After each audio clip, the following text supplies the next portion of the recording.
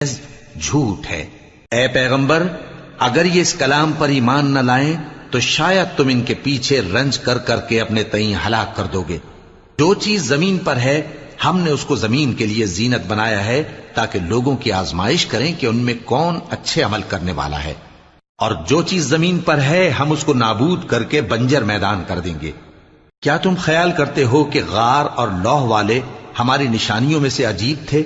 جب وہ نوجوان غار میں جا رہے تو کہنے لگے کہ اے ہمارے پروردگار، ہم پر اپنے ہاں سے رحمت نازل فرما اور ہمارے کام میں درستی کے سامان مہیا کر۔